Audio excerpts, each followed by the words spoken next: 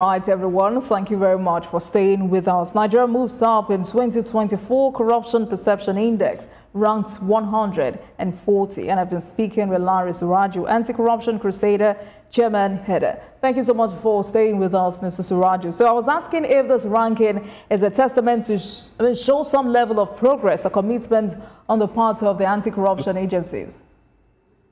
Exactly, and precisely what I was saying, that the operations of the anti-corruption agencies is also traceable to the personal character and the commitment of the leadership. So for Nigeria, in the last 1 year, if you see what we've recorded, particularly with EFCC and ICPC, then you can understand the justification for the latest ranking going a little bit a step higher than what we had for 2023. And that also is an indication that there's still a lot that can be done. EFCC has been making the effort. And I think the ICPC chairman is also catching up gradually. So when you look at that, the combination of both to effort at fighting corruption, then you can actually want to appreciate that. It does not really also mean that other agencies don't have roles to play, but they are yet to also rise up to that, which is why that record is still very marginal. If we have other institutions, the NFIU, the Code of Conduct Bureau, even the regulatory agencies like the Central Bank and a host of others, the Auditor General's report is also catching up, and that is why we're seeing what we're doing. But the political will is very critical, and that is where you would expect that all those that are indicted in those reports, either politicians, I mean that's the appointees of the president, or civil servants, are actually made to answer to questions. Then Nigeria can start rising and then making significant impact in the perception index. All right, so is it about sustaining this momentum or doing better in our fight against corruption? Oh, it is about doing better. We can't be sustaining the momentum to be at that low rung of the ladder. Nigeria has more potential. Nigeria has more resources. It actually has more vibrant media and active civil society.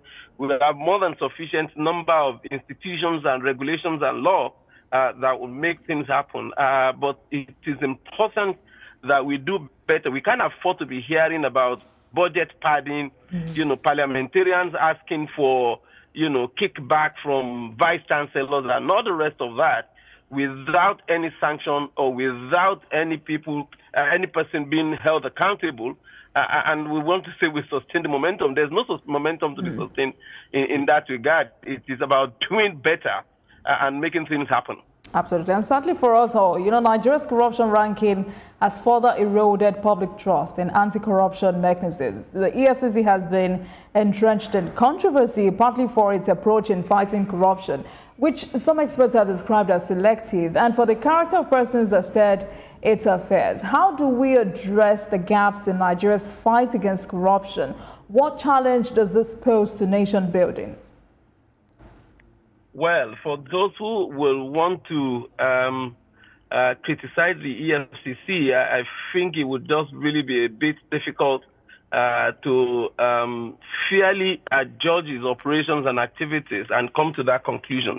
There's rarely anywhere in the world where you don't have shortcomings with institutions like that nature, considering also the position that the EFCC has attained in the country, as about just the most prominent anti-corruption agencies. There will really be bad legs that would be inside that. And what the commission needs to be commended for majorly is the ability now to go through that self-check, self-evaluation, and also sanction of some of his own. You've really had that before, even in any of the agencies in Nigeria, and that shows that it is such an agency that needs to be encouraged. Yes, it can always be positively criticized to make it better, but it should not in any way be condemned. And this is the kind of emulation that we want to see. If we really want to fight corruption, there must be that external and internal, evaluation of the operations of the agencies. All right, and finally, interestingly, no African country made the top 10, as that list was dominated by European countries. How do you react to that? My reaction is simply just to clearly say that the corruption that we talk about in the African countries is almost about 50-50 between the African countries and the Western world. So majority of the loot that are taken out of Africa finds their way to the system in Europe and in America.